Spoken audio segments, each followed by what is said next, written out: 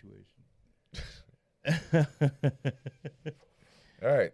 We ready to do Ship this? Clayton gold today, boy. Right. You call him boy. And what you like to know? Who you call him boy? Like son. Oh, I Who almost you feel call like it boy? I almost feel like that's worse than calling somebody boy. I really do, considering if you put that in a certain aspect, you say that in a certain tone of voice. Dude. That's way worse than saying boy. Okay, I give you that, especially if like you 40 and a 19-year-old is like, son. Yeah. Oh, automatically you're like, what the fuck you just say to me? You know who you're talking to? It's like, son, you don't want to open them can of worms. Oh my god. Yeah, no, that's up in funny. the air on that one for sure. All right, let's fucking start this shit. All right. Hey, can you do me a favor? Yes, sir. Shut your ass up. I don't know about all that. I'll mute your punk ass. Son.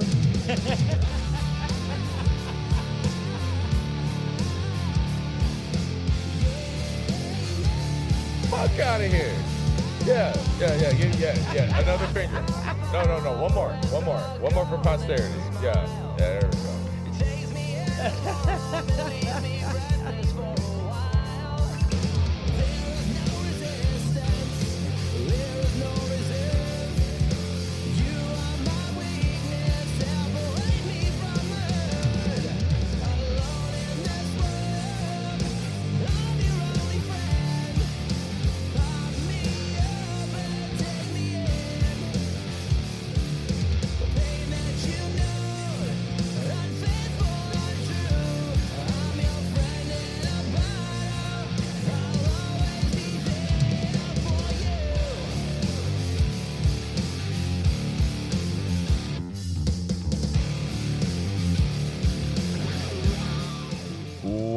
Welcome to the dumbest podcast on your desk. Almost got a piece of the second verse on that one. Yeah, I was kind of kind of mimicking the kind of lip syncing the lyrics for a hot second there. Yeah. So, how can you not? I mean, how can I not? Oh yeah, how can I not? Yeah. Fuck yeah. All right, welcome to the dumbest podcast on your desk. I am Benny Douche, and I am Clayton Kevin Keg. Clayton Kevin Keg. Keg's got a new name. And what does Clayton Kevin Keg stands for? None of your business. Very true. Very true. So anytime you look at somebody go, Clayton Kevin Keg, and they're going to look at you like, what the fuck does that mean? It means none of your business. Yeah. Yes. Although it is fitting considering my tag team is the South. Literally 100% the South. It works. It makes sense. 100%.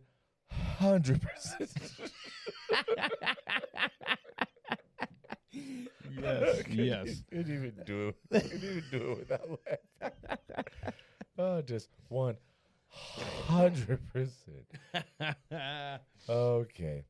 All right. So this is a headline. Headline read. Come on, give it to me. Yeah. Call me now for your free reading. Call me there now it is. for your free reading. Call me now for your free reading. Call me now for your free reading. Call me now for your free reading. That is how terrible that was. Hey, you know what? They both seem to work very nicely. I don't know if you need to hit it that many times, but it worked. You know, I really wish you worked just as good as those fucking buttons did. Actually, you don't. Me too. Okay, so this is a headline episode. So my very first one is going to be a bit long. It might take up most of the episode, which I need to keep track of the video here on when to take a Brizake. Brizake. Hey, you know, all right. Trying to get some trying to get some hip hop. Now I do into this. I do know you mentioned this a little bit earlier on, and I have questions. So many questions. Okay. So I was recently watching the news, and something really caught my attention. and it was different suburbs of Chicago under crime-free housing laws. Quote is in crime-free housing. Families may be evicted for minor offenses. And when I first heard of this, my first thought was, What are you fucking nuts? Huh? Yeah. You fuck. And I mean, come on, that actually also goes with this.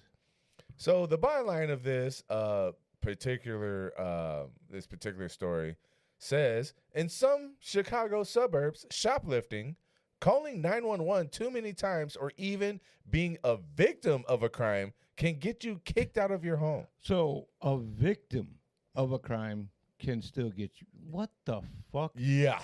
Yes. Okay, so say this is a spousal thing, and say a wife had her husband murdered.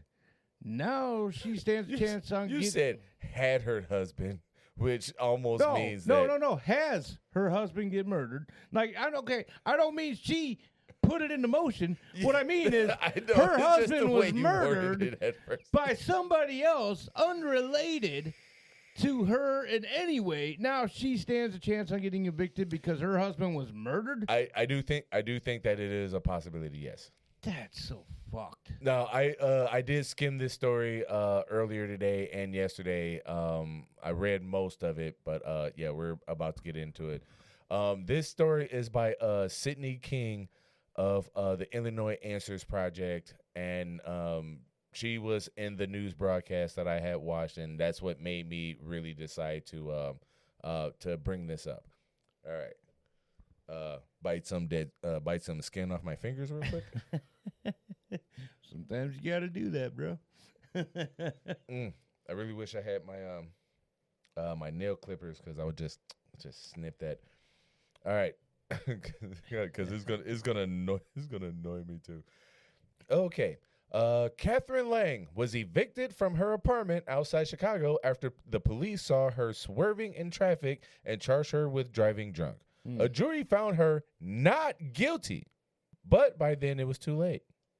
All because she had that hanging over her to begin with, and she was still going through the process, and they kicked her out? Yes, sir. Dude, no, okay. Even if they have this going on, this should be something that should wait until the outcome of that court case happens. And then if they end up being guilty, then okay, I can kind of see it. But in this case, if they're not even in the fucking neighborhood where they live and they got picked up for a DUI, this makes no goddamn sense. Oh, the next one gets better. Dalari, I'm sorry, I'm butchering your name. Hardiman. That sounds Jamaican, yeah. Was evicted after the police chased a man speeding in her van through a residential neighborhood. What? Yeah. And Catherine Garcia was ordered out of the townhouse she and her sons had lived in for 20 years. Their offense, making too many 911 calls. Most of them came from Miss Garcia's intellectually disabled son. Okay, so that right there, that should be something taken into consideration. You got a mentally disabled kid making calls. I mean, I'm not saying the kid doesn't know what's going on around him. I mean, maybe he felt threatened, or, that could be a huge possibility. He felt threatened, or he felt like his family was being threatened. That's understandable. He's mentally handicapped at this point. Like, come on, man. That's fucking bullshit right there. The laws were prompted as a way to clear out. I'm sorry, I missed the one before. The three women lived in Illinois cities that have adopted what are known as crime-free housing laws, local ordinances that empower the police and landlords to evict tenants who are accused of breaking the law. The laws were prompted as a way to clear out violent criminals, drug dealers, and nuisance tenants who made life miserable for their neighbors. But an investigation by the New York Times and the Illinois Answers Project shows that many cities in Illinois have turned crime-free housing programs into a blunt instrument to oust families for virtually any alleged infraction, no matter how minor. Okay, so if they're aware of this, then why are they still letting that go on? Well, I mean, dude, I understand getting out the drug dealers and the major criminal offenders. I understand that. But now you're letting this just branch out into something it was apparently never meant to fucking be. you're using the law against the people. Yes. That's a power trip motherfucking people right there. In the most comprehensive statewide review to date, the news organizations examined cases in which renters were found to have violated the ordinance in 25 Illinois towns. Reporters interviewed dozens of landlords and tenants and gathered police records. Ultimately, they found more than 2,000 enforcement incidents across the state from 2019 to 2024. Jesus Christ. City officials ordered landlords to evict tenants in nearly 500 of those cases. The outcomes were unclear in most of the remaining cases because none of the cities tracked what happened after they sent violation letters. Landlords can seek an eviction even when cities do not demand it.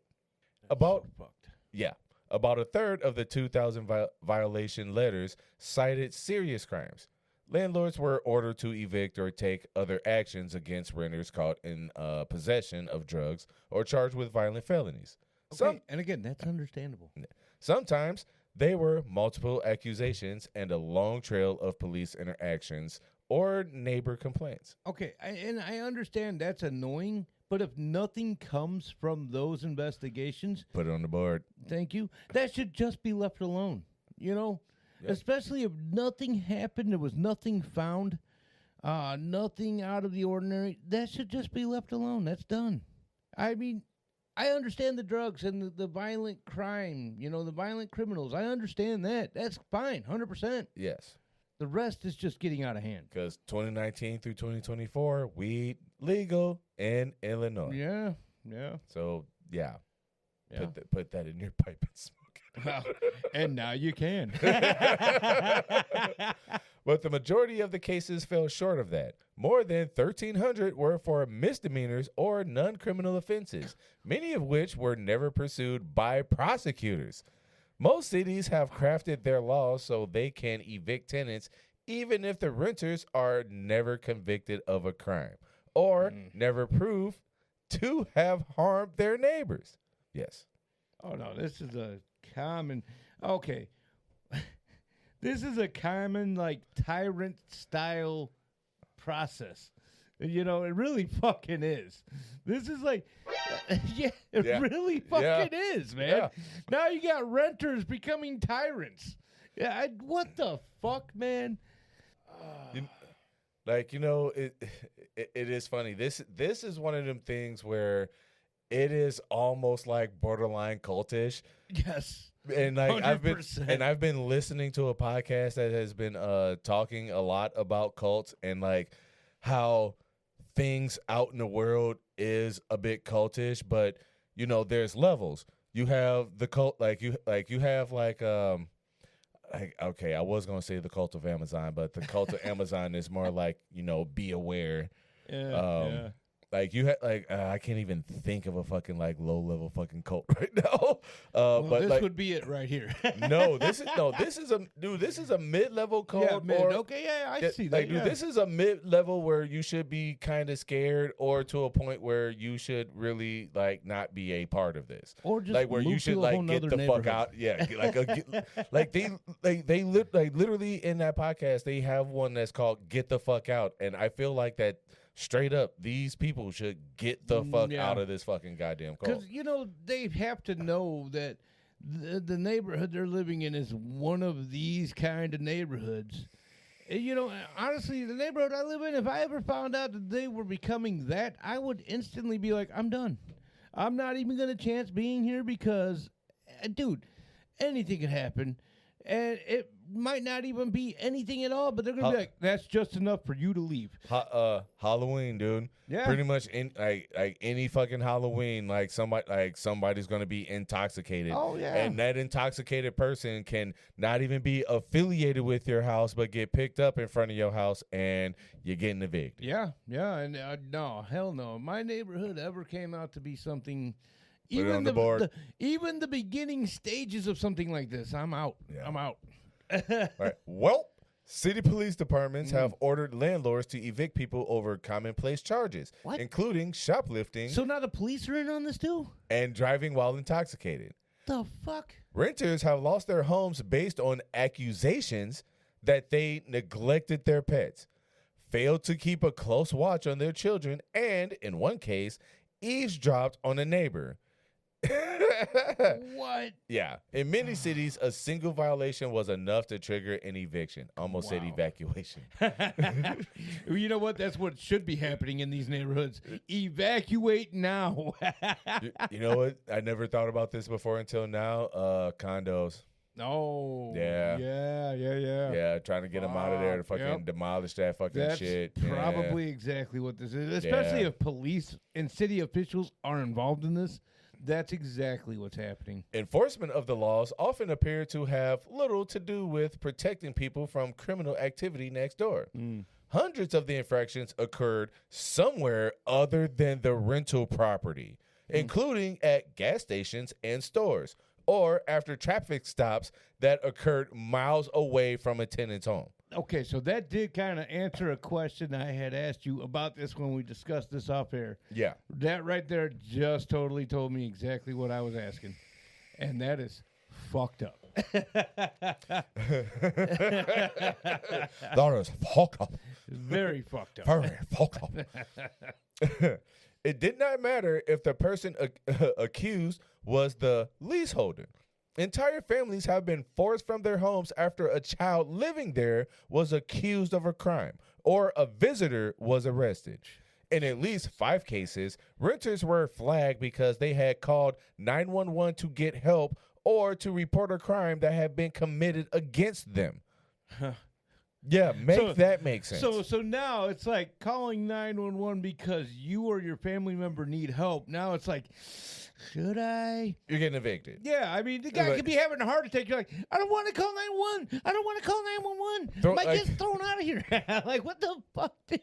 You know, that is funny because I was at this one apartment complex in Portage where, like, if you drove out of the apartment complex, made a left, you go to the end of the street, you're at Ridge Road, you make a right, you go to the next stoplight, you make another right, and then, like, pretty much right down that street is a hospital. Oh, yeah. And I'm thinking, like, y'all could have just threw this motherfucker in the back seat. Just gone. Just left. Like, No for real. call needed. Like, right. I mean, probably would have gotten admitted faster through the ambulance, but I feel like Okay, but now by doing that, now you know you got a neighbor watching this happen going, oh my God, they fucking stabbed him. all right. That's just not fun. No, that neighborhood sounds terrible. Yeah, definitely the street going into that complex was awful. Once you turn into that complex, it was just like a minefield of fucking potholes. Yeah. All right, officials in more than a dozen, excuse me, That was in there too. It was weird. It said, please belch. I don't know. municipalities said that their crime-free programs were fair and that the laws had led to drastic reductions in 911 calls and reports of nuisances in rental communities. I'm still wondering fair to who, though. True. Because, of course, there's a drastic reduction in 911 Yeah, calls. because everybody's fucking scared to get help. To call 911. Right. Several noted that they had modified their programs over the years, often in response to complaints from landlords and renters, to ensure that only serious infractions led to evictions. Apparently not. Yeah, I mean, that's how it should be. I understand that part of it, but you guys are going way above and beyond on this. All right. I'm hoping to butcher this name. Oh, it's going to get butchered. Yeah. Matthew Iscant. Yeah, you know what? Better than I would have done. It's probably ice scant, but it's scant now.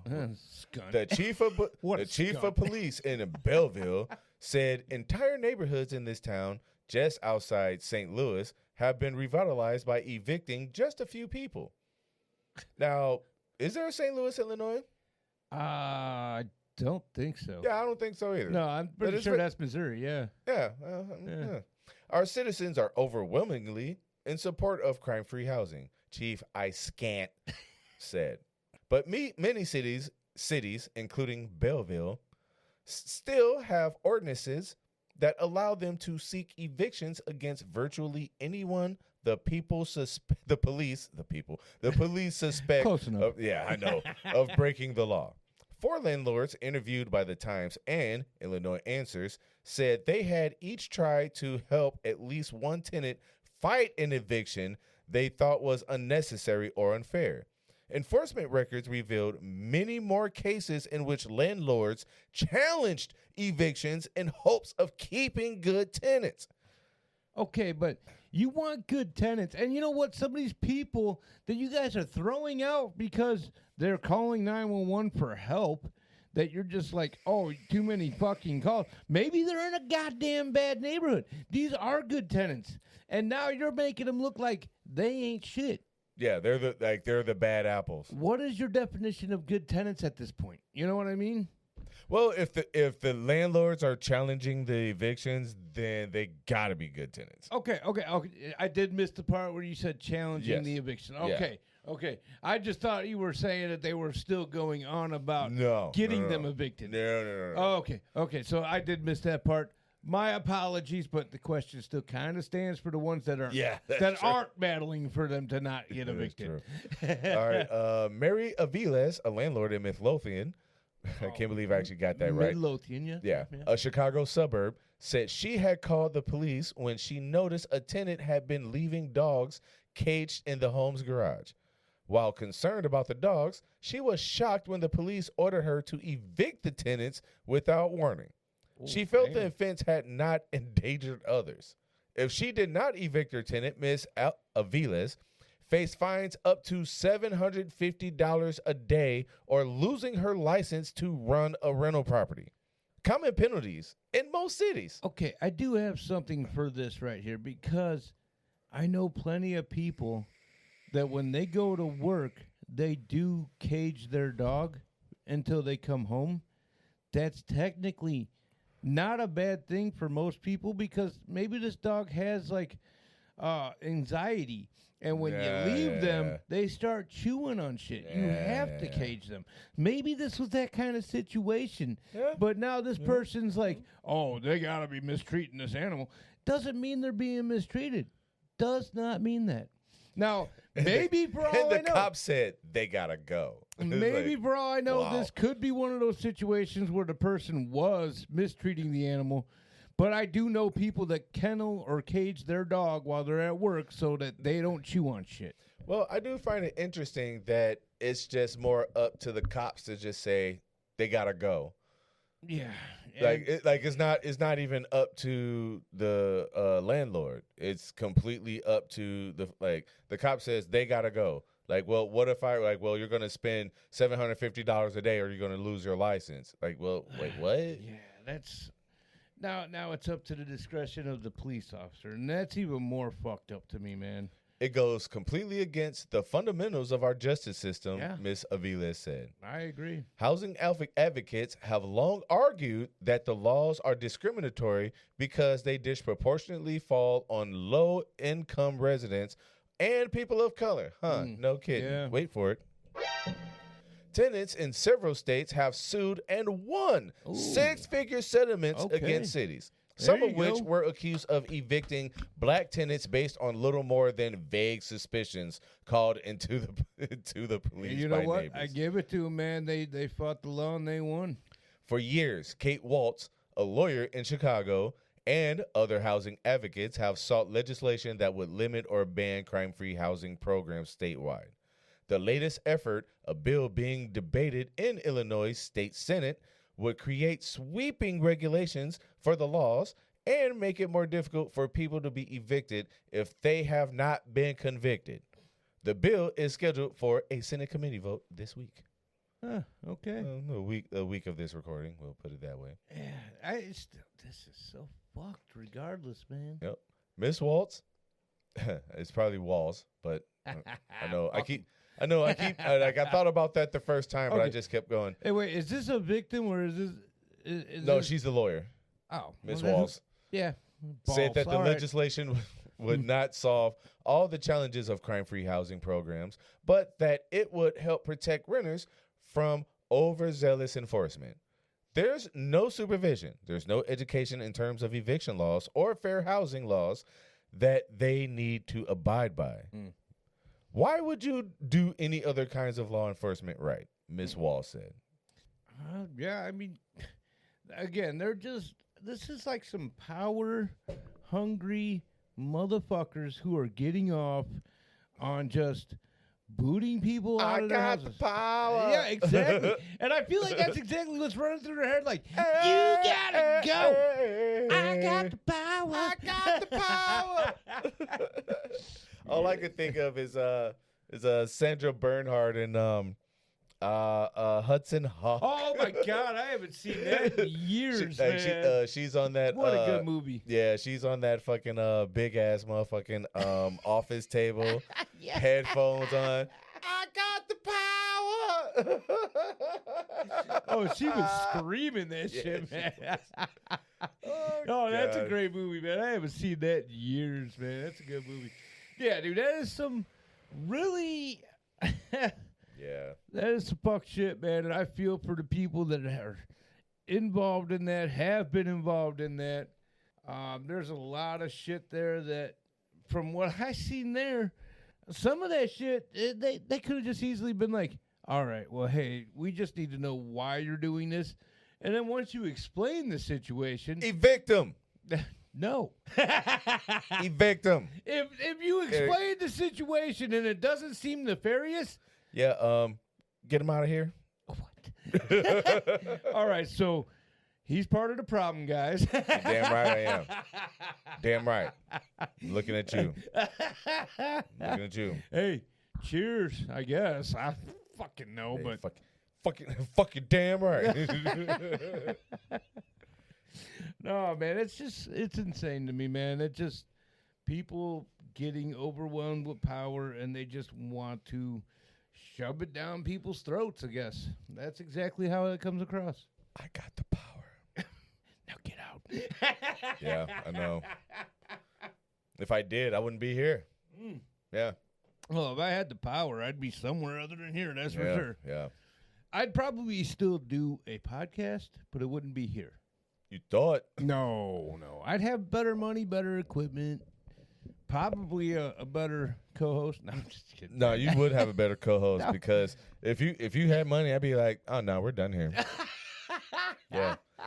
I said it once. I'll say it again.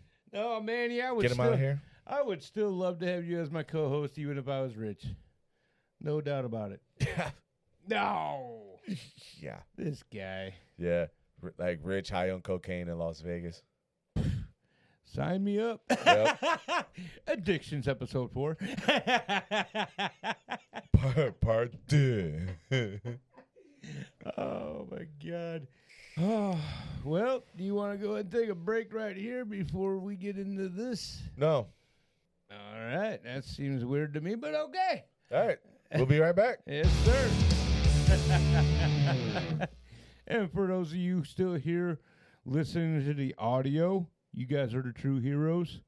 These people that only you're the watch true videos. weirdos. No. True. Y'all. So we're going to go ahead and we're going to establish our dominance here. The people only listening to our audio are the true weirdos. The people that are only watching our videos, they're the true weirdos. Fucked up people that we're going to get out of here you're as all soon weirdos. as fucking possible. You're all weirdos. Every fucking one of you.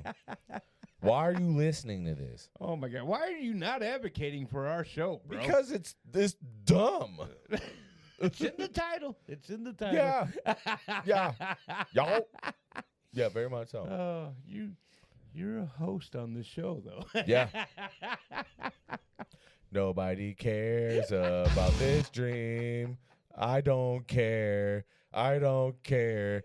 It's not real. It's not interesting. And it's never going to happen. It's literally happening right now. You can stop handing out those stickers because the font is bad and the color's bad. You the had it picture drawn of up. a douche. That's really dumb. The whole drawing was your concept. All right, get it together. Oh, wait. Welcome back. Just for you, Manny. We're back. All right, Let's get back into Yes, into please. crime-free housing. please. Especially in Illinois, because it's going to delve a bit more deeper. Oh, Deep. into the taint of the beast. No, you don't get deep in the taint. You could if you press hard enough. No. No. If you press hard enough, you're just going to end up sliding into the butthole. Ooh. I don't think that was worth it. It wasn't, but neither is this housing situation, so let's go. Nobody cares. The expansion of crime-free housing. Fear helped spread crime-free housing laws across Illinois. In 2000, the Chicago Housing Authority began tearing down Cabrini Green, which, understandable. That A place ma- was terrible, yeah. Yes, a massive public housing complex that had been painted, that is painted, right? Yes, painted as a haven for crime. Elected leaders in the small cities encircling Chicago worried about where the displaced renters would move. Also understandable. So that's what happened to the Candyman. No. Officials in dozens of towns adopted the ordinances and launched training programs for landlords. Training presentations featured pictures of Cabrini Green and slides warning that criminals would grow like weeds and choke out. With baby lotion. Healthy plants. Oh. I read that wrong. Yeah, you did. Ms. Walls described a kind of arms race among cities, which rushed to start programs so they would not be communities where supposed lawbreakers felt welcome. More than 100 cities adopted the laws. 1 in 4 Illinois residents now lives in a place that compels renters to sign a lease contract that states a tenant can be evicted if accused of a crime. Now, you know what? Why didn't they put this rather than. Okay. Sure, that building was probably fucking falling apart to begin with, but they could have put something like this in place for Cabrini Green. Yes. And instead, they let that shit run rampant until they tore it down. Yes. It also didn't help that doors were welded shut to where there was only one way to walk in and whatnot. And Yeah. it And was- guess who did that? The pieces of shit that were running it. You're That damn weren't- right. They weren't even in charge. They were just head like drug dealers living there. They were like, Damn right. one way in, one way out, motherfucker. And they're the ones welding the shit. Dude, the Cabrini Green was a terrible fucking place. It was a nightmare.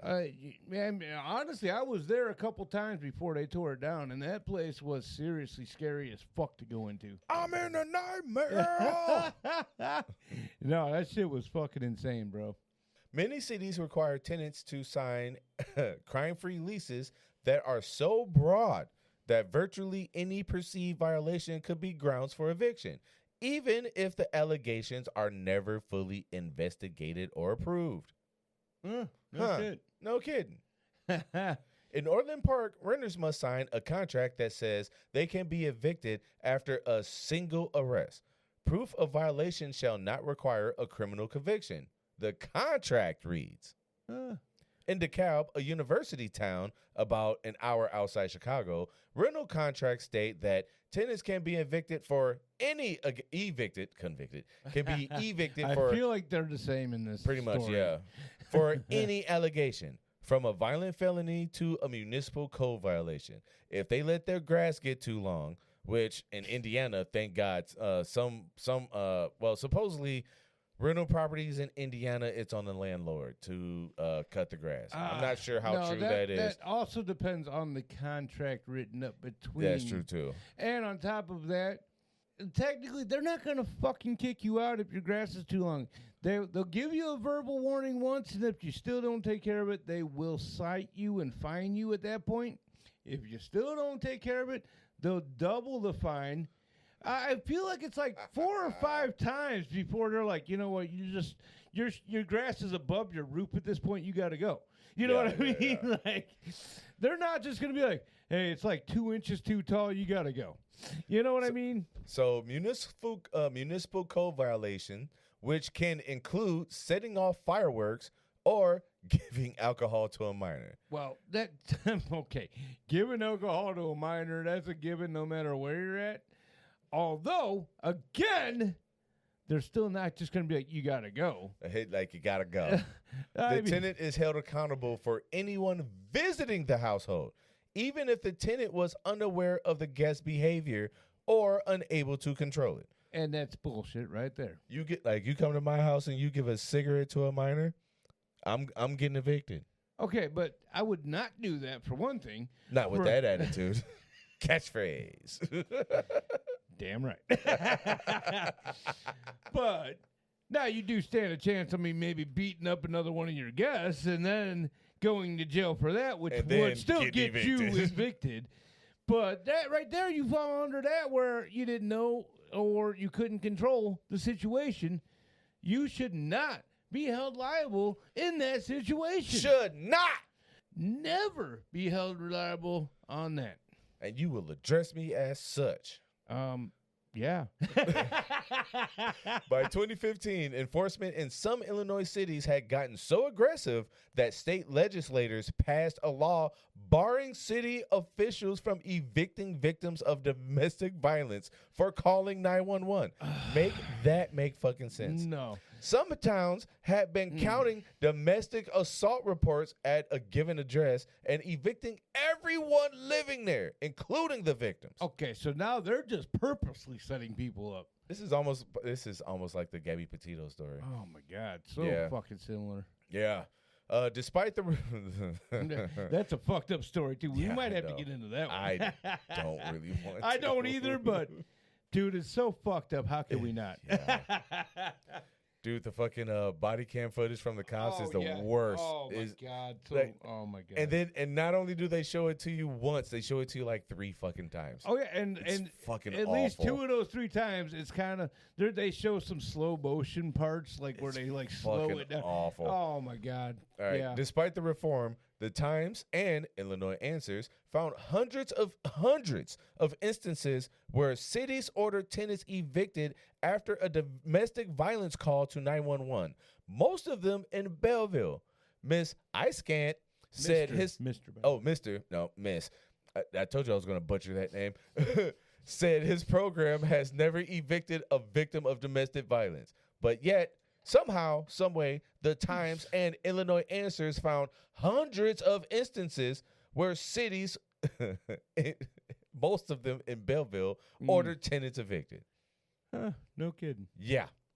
I mean, I'm not surprised by it. I mean, I'm appalled by it, but I'm not surprised by it. I'm not surprised.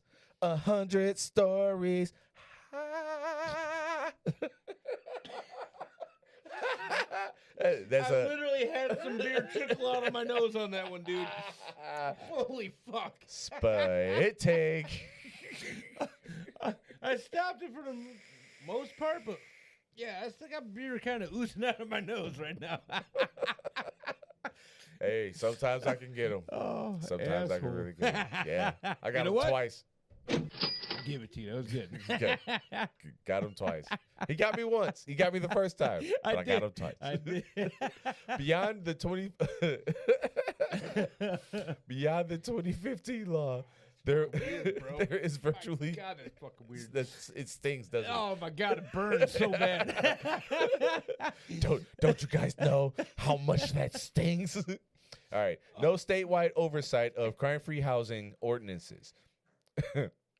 leading to vast differences in how cities apply the laws. Oh, Among 25 cities examined by the Times and Illinois Answers, most opened fewer than 10 crime-free cases a year from 2021 to 2024 and ordered evictions about a quarter of the time, with an average of 84 cases of a year. Jesus Christ. Bell- 84? Belleville was among the most aggressive. It required an eviction in every case.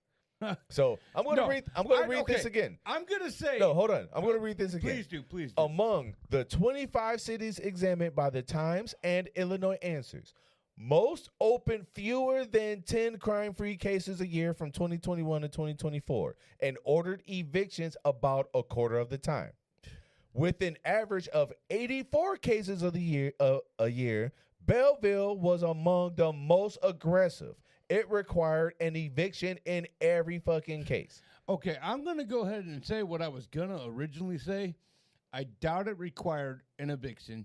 You're just saying it required an eviction because you are a fucking power-hungry fucking bitch. Hey, I can tell you right now, I can tell you one city that I am not moving to. It is Belleville. Yeah, absolutely. And then there is Oak Forest, a city of I have a couple stories myself of Oak Forest, so I'm not going to get into here, but this place is a piece of shit. a city of 26,000 people just south of Chicago, Yes. where the police pursued an average of 178 cases a year, more than double any other Illinois city over that period. Because they're just looking for shit. That's it. They're bored as fuck. They want something to do, so they're gonna make something happen. If I go out to Oak Forest, I almost said Oak Forest.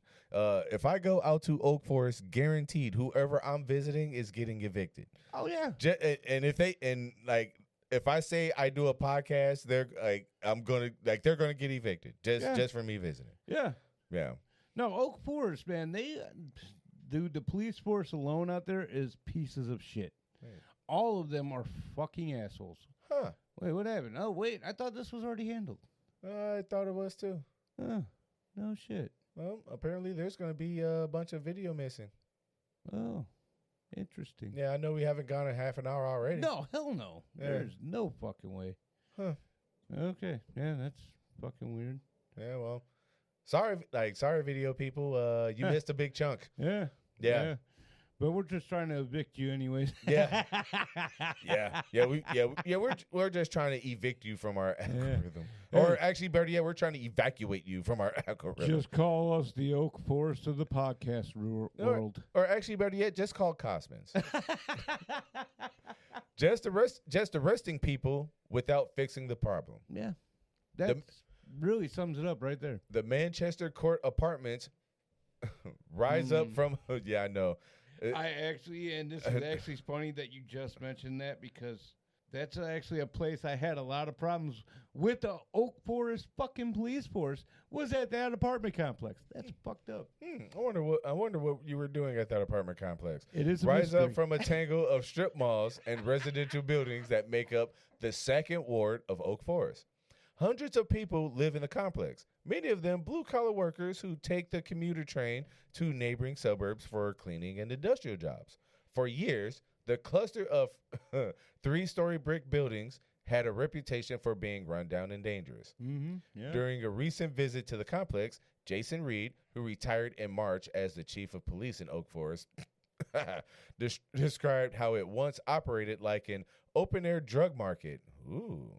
With shadowy figures loitering day and night. Residents, he said, were fearful of going outside. I mean, not necessarily going. Well, actually, no. Yeah. I'm going to shut my mouth. I'm going to shut my ass up. You're probably right either way. So These days, children wait for the morning bus with their parents and play in the parking lot after school lets out. Playing in a parking lot is never good. I mean, honestly, that's red flags right there. Yeah. You wouldn't have seen that 15 years ago, Mr. Reed said. Just arresting people wasn't fixing the problem. Obviously, but they don't care. Right. In recent years, Oak Forest police officials have sent a steady stream of letters to property managers at the complex informing them if tenants had run-ins with the police. Mm-hmm. The letters arrived more than once a month on average, from 2020 to 2024, at least 6 cases required an eviction. And I'm sure it was more than that. That's just the people that decided to write in about it. Yeah. Yeah. Across the city, crime-free enforcement was even more aggressive during that period. Since 2019, the city has sent out 1,000 notification letters to landlords, enough to give one to half of the rental units. And what? Yeah, that the way they wrote that is definitely fucked up. To give 1 to half of the rental units in the city. I don't know.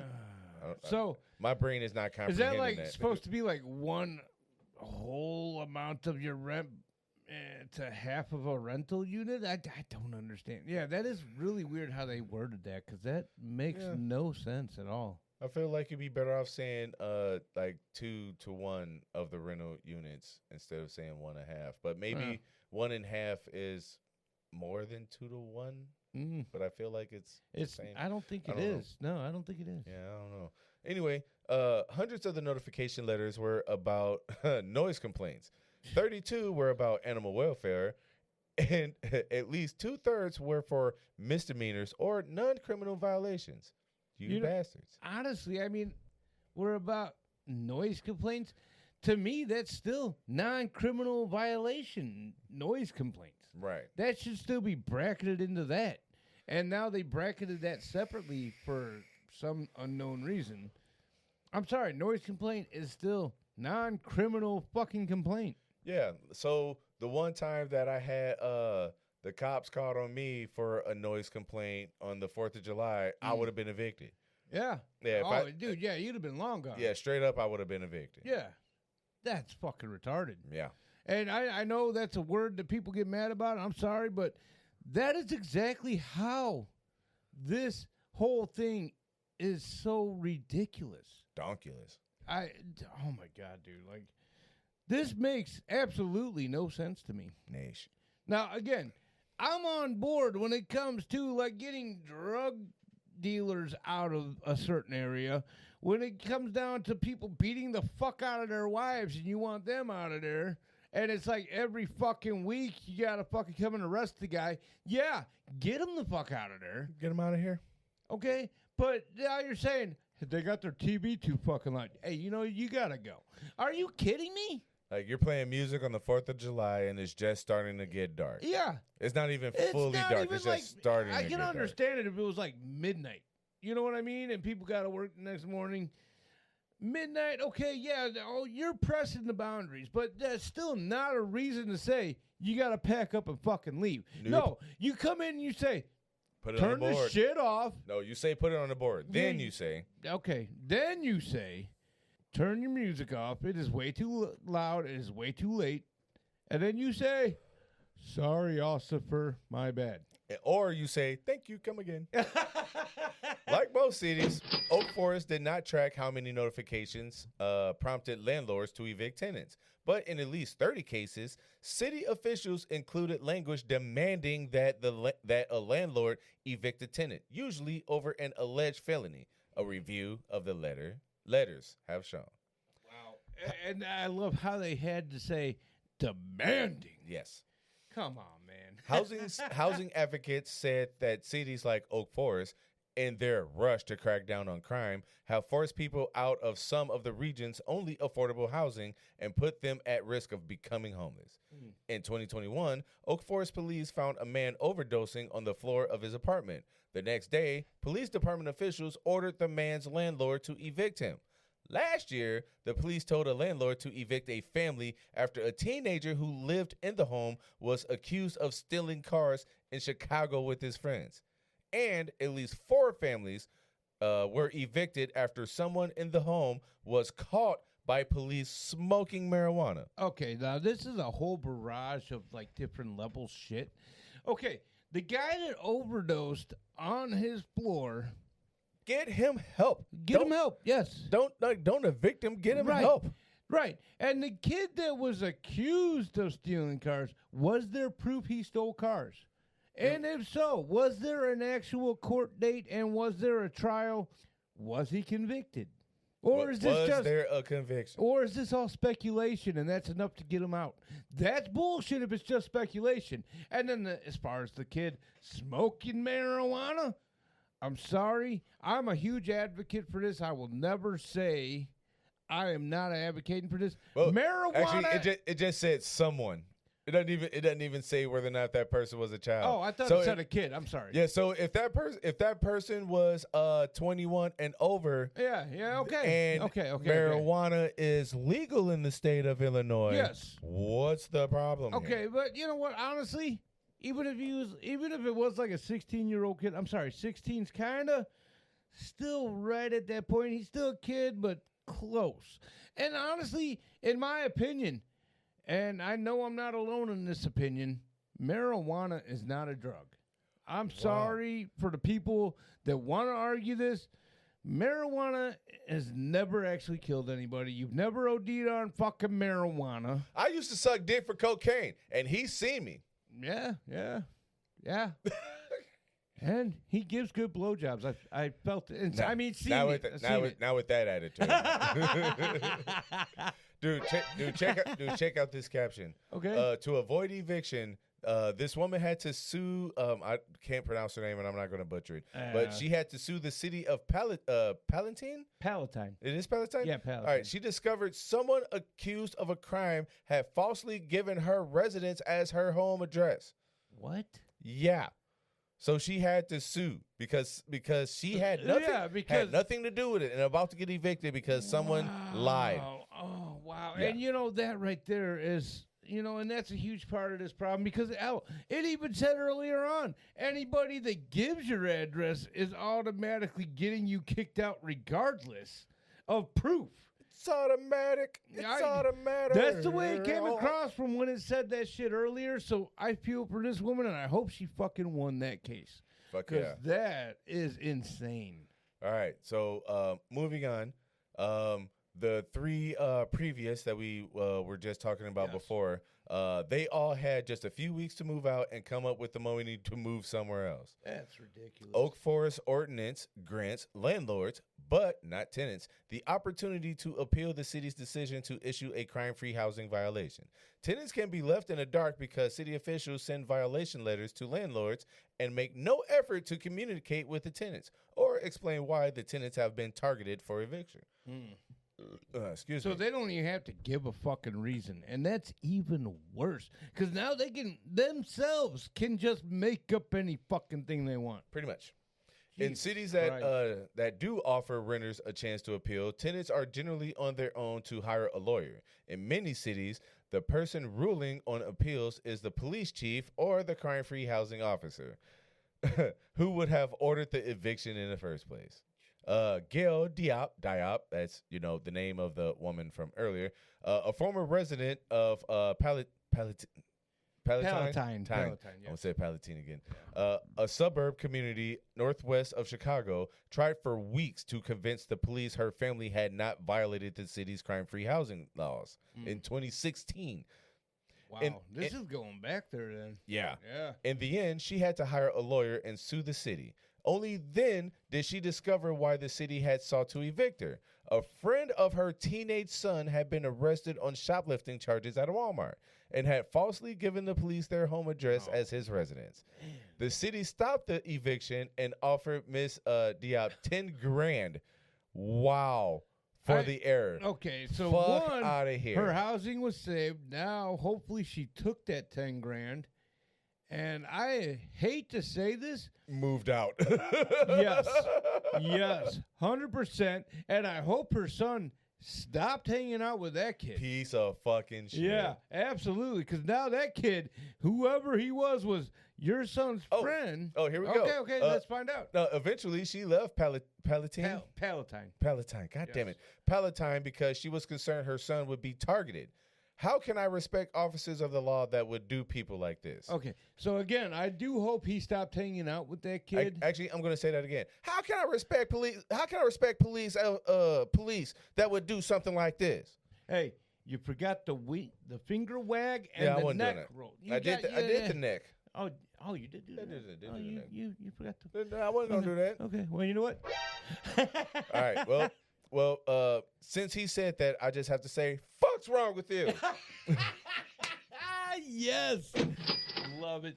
But yeah, I hope that her son stopped hanging out with that kid. I absolutely hope she still took that 10 grand and then said, fuck you.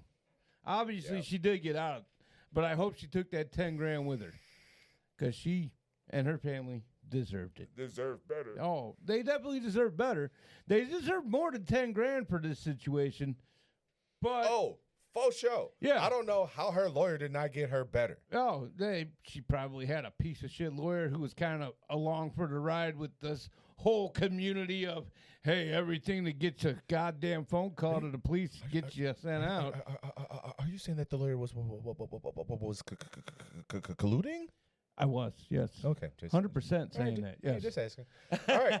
So for the third and last part, I kind of figured this was going to end up taking the entire episode. The way I see it, this is an episode, and everybody that's involved with getting people kicked out of their homes is all part of the. Hang on. Wait. I don't even know where it's at. Here's to the losers. Bless them all. Told you, it's right there. They are all the douche of the week as well. Yeah. Continue. All right. So last but not least, I'm a nuisance. I can't call 911. No kidding. So this sounds like a neighbor that just calls 911 on anything and everything. The appeals hearing in Granite City, a steel town near St. Louis. Oh, thank God we're actually getting out of Illinois. Oh, wait. Actually, we were already in like Missouri at one point, and then back to Illinois. And back in Missouri. Yeah. In Missouri. Offer a window into what residents experience when they try to fight evictions under crime-free housing laws. Audio recordings of 22 hearings, from 2018 and 2019 obtained. Hold up. 22 hearings in just a year. Yeah, that's fucking nuts. That's insane. That's What are you fucking nuts? Yeah. You fuck. Absolutely. Obtained by lawyers who were suing the city show that most tenants who were appealing did not have a lawyer or fully understand the proceedings. Some said they did not know what they or their family members had been accused of, or what they needed to prove to avoid eviction. The hearings during that period were overseen by Scott Griffin, a former attorney hired by Granite City who died in 2023. And all I have to say is, Call me now for your free reading. the hearings, as many as 12 a day, lasted about 10 minutes. Holy shit. Tenant- 12 a day? Tenants were told, often on the spot and for the first time, they were expected to cross-examine the police officers themselves and to offer any legal objections to evidence that the officers had entered into the record. I'm sorry. That already seems illegal. It's because it is. They should definitely have options to legal counsel. What do you mean? Now you have to fucking be your own lawyer. And they're not giving you an option in that. You have to be your own lawyer. No, that's fucking bullshit.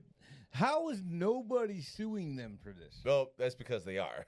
Okay. Yeah. Okay. I hope so. Yeah. Reginald and Monique Harris appeared lost at the start of their hearing in 2018.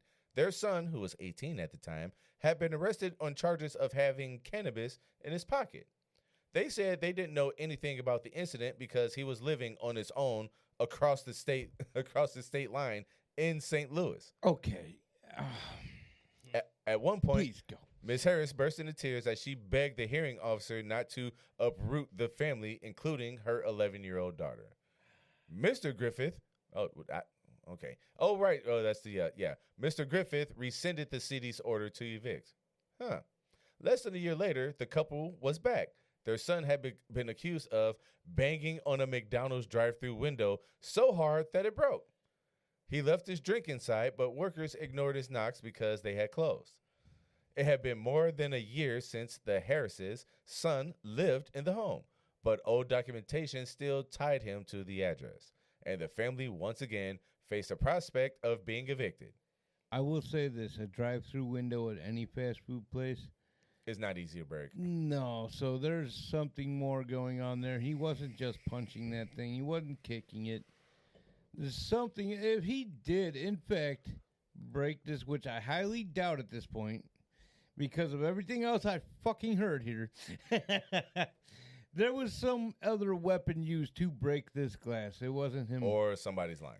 punch. Yeah, exactly. Yeah. That's where I was kind of ultimately gonna end up at. But yes, continue. All right. The family took time away from work to go to the hearings and gathered mail and documents to make their case.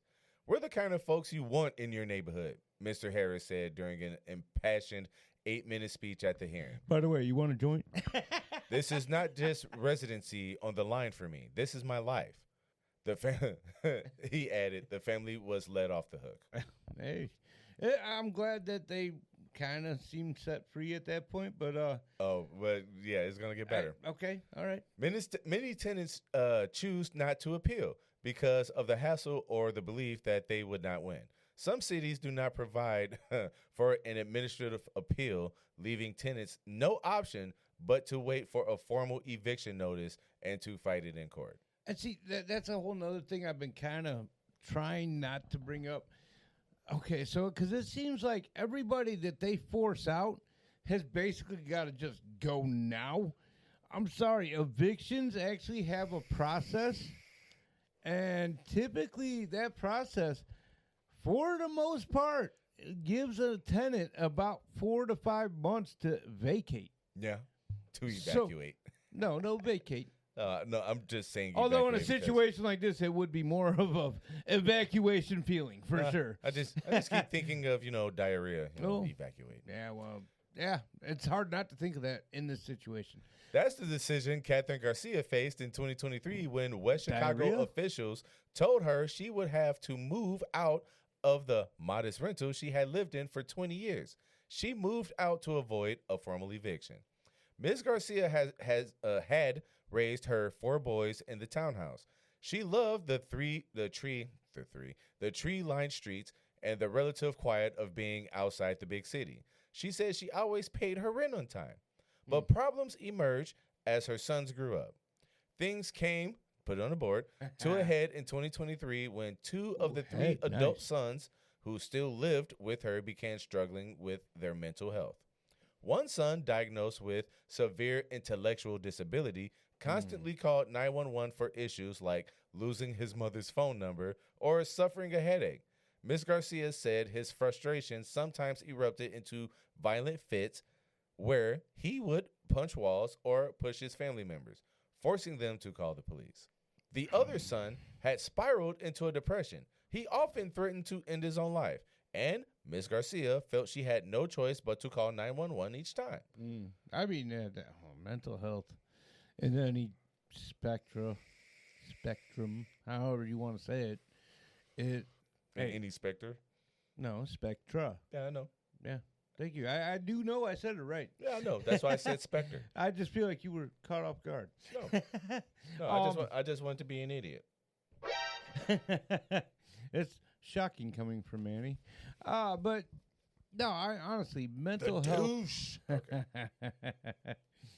Mental health, it's so fucking hard, man.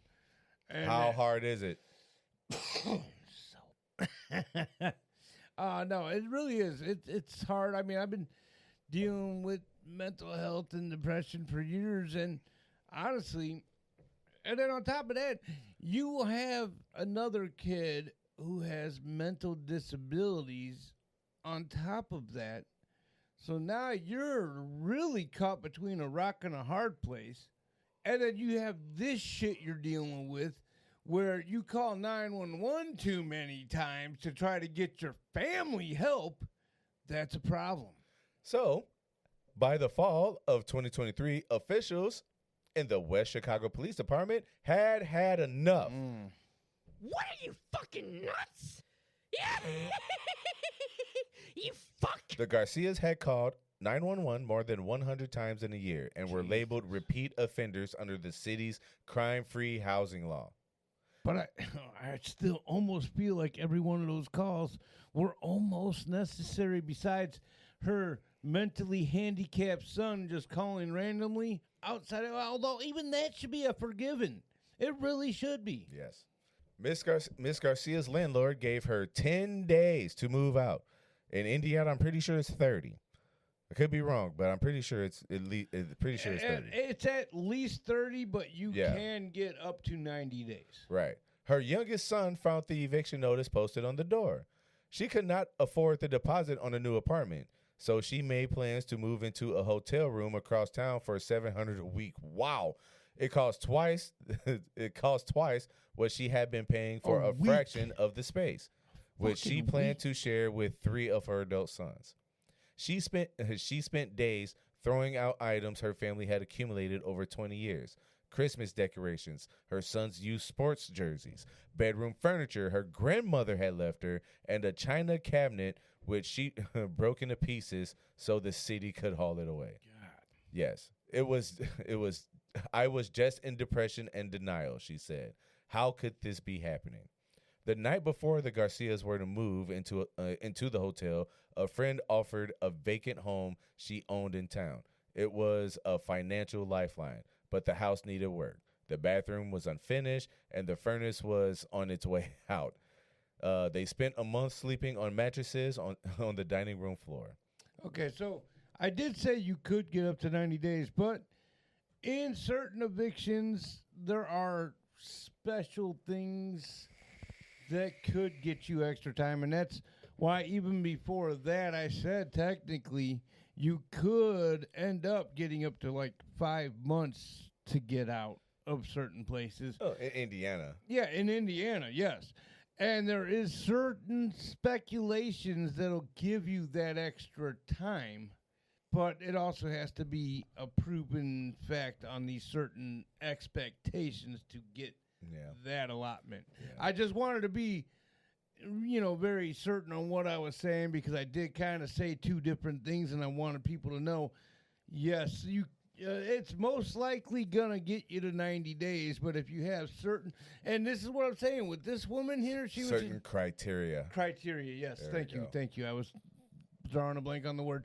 But with this woman's situation here, she probably would have gotten maybe even to 6 months, with having a special needs child and another child having mental health issues. You know what I mean? She probably could have gotten a little extra time to get out. Yeah, well, lucky for us, we don't know Illinois laws, especially Chicago laws. So, well, either way, I will say one thing with Chicago laws: don't be out and about with a gun openly because you will get shot. Well, yeah, yes, by either a cop or another fucking civilian. Yes, very much so. A year later, Miss Garcia, who works at a milk distribution company and gets financial help from her sons and their father, bought the house. She said her family was finding some balance, but there have been times when she felt she needed help and was afraid to call the police. I'm like, oh my God, I'm a nuisance? I can't call 911? What the fuck? Yeah. Actually, she did not say what the fuck, but she should have. She might have. She might have. But she should have. She might have. We don't know. All right, so Justin Mayo contributed reporting. Susan Beachy and Stephen Moiti contributed research. I am not going to get any more deeper into other research. The research, yeah. Whatnot. No, but, I mean, this is that's Catherine Garcia right there. Okay. Yeah, I know, dude. She already, even in this picture, she looks like she's already dealt with so much. Yeah. Honestly, 4 sons. That's enough. That's that right there. And then grow up and having mental health issues. And I mean, it's bad enough that she had to raise 4 kids. They happen to turn into 4 sons. Thanks, Dad. They happen to be 4 sons, and it's like, dude, that's rough on any woman. Oh yeah. Just 4 sons is rough on a woman. 4 daughters is rough on a dad. Oh my God, yeah, absolutely. Having one alone is rough. Yeah, ain't no shit. Oh, now my daughter's at the point where she hates me every week. I don't know. Oh man. Well, then again, everybody hates me. It's fine. Oh yeah. You ever see the show Everybody Hates Chris? Yeah, this is Everybody Hates Clayton Kevin Keg. Yeah. And you know what? Yes. And just remember, it is Clayton, Kevin, Keg. Yes. All right. Well, that's a show. Oh God, we pulled off another one somehow, some way. Somehow we pulled it out. You know, I'm not sure how we got it in there, but we got it. We pulled it out. Hey, baby lotion's a hell of a drug. I didn't realize baby lotion was a drug. Well, it is now. It's Diddy style. No. Oh. No. Diddy Once style. you say Diddy, it becomes Diddy a style. felony. Diddy style. I'm about to get evicted. Yeah. Just from saying Diddy. Just from saying Diddy style. All right. Thanks for listening. Man. This has been the dumbest cop. Yeah. Yeah. You know what? When you record 2 episodes in a row, by the end of the second episode, you get a little tired. Yeah. And I'm hungry. All right. So this is the dumbest podcast on your desk. I am Manny McDoucheson. And I am Clayton Kevin Keg. Yes. Emphasis on the K. Yeah. You can catch us on Spotify, Amazon Music, Samsung Podcast Index, Listen Notes, Pandora, Stitcher, iHeartRadio, Deezer, Audible, and Sirius XM Radio. You can email us at yourstoriesdpoid@gmail.com. You can email the keg at Tapping the Keg Podcast at gmail.com. You can also check out Remy Boys VSOP on all the same platforms that I just mentioned. You can email them at notmyproblem at gmail.com. You can check us out on YouTube. Well, we release an episode every Saturday. You can check out our YouTube video the Wednesday after that. Let's see. Is there anything else? You can catch us on Patreon at patreon.com/the dumbest podcast on your desk. Oh, yes. We are going to be having some special Patreon episodes coming out this July because the studio is going to be shut down in July. We're not going to be able to do our normal recordings. We're not going to have our usual sound effects and whatnot, but we will be able to just sit down and just talk. We're going to call it the dumbest real talks. Okay. Well, I'm not okay with that, and I feel like I need an adult. All right. So thanks for listening. We're done here. We out. Peace.